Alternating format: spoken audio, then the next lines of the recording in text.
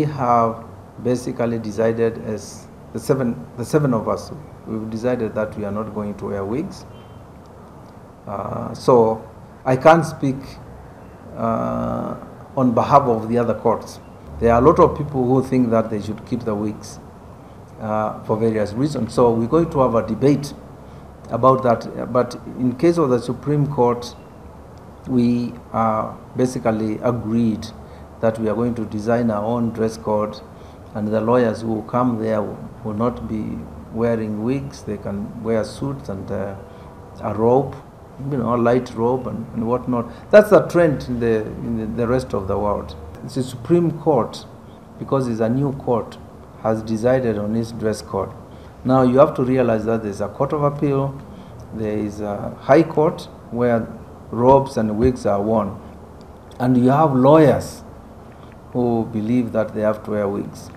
So it's going to be a debate, and the debate is also going to be a public debate.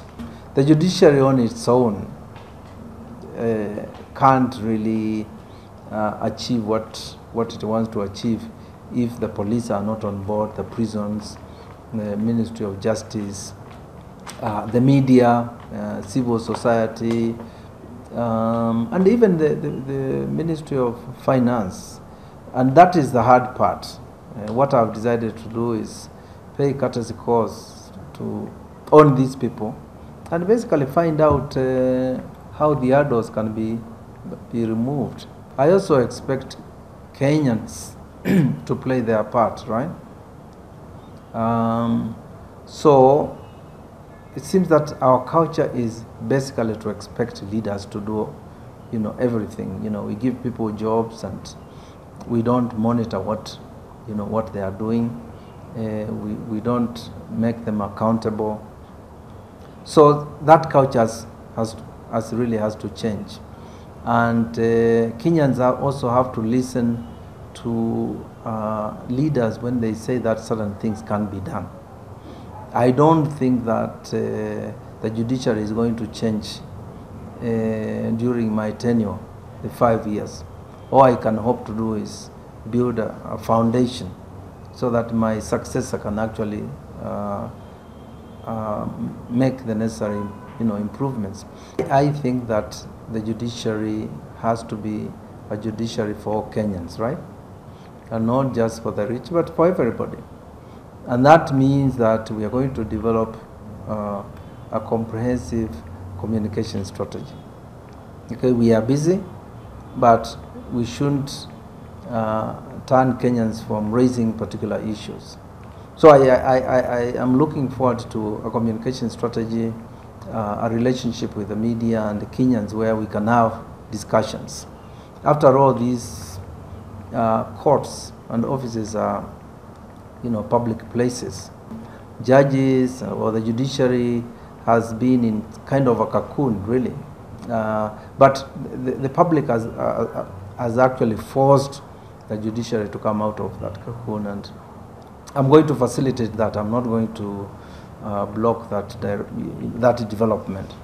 So I expect that the open day sessions when the public come in and talk to the judiciary will continue. I expect magistrates and judges to be the faces of the judiciary wherever they are. A lot of Kenyans don't know what we do.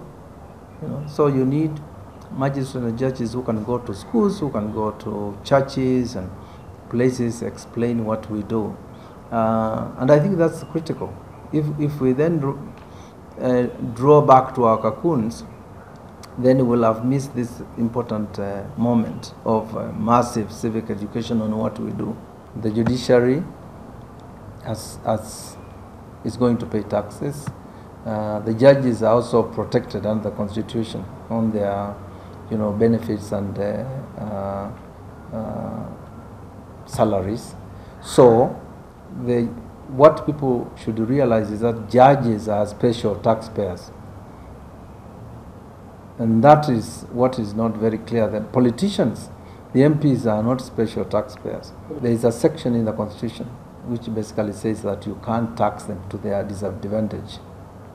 So like these areas, if they were implemented, obviously they are their salaries, what they take home might be nil.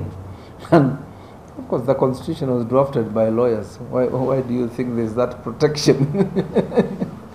So that's basically the difference, and we need to clarify it because that's the law, so that people don't say, oh, the judges are not paying taxes, because there will be.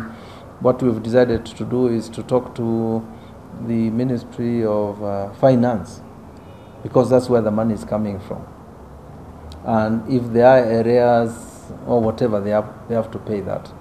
And if the taxation takes place, then they top up. If you take home 150, there is no way the Constitution will allow that money to go to 50,000.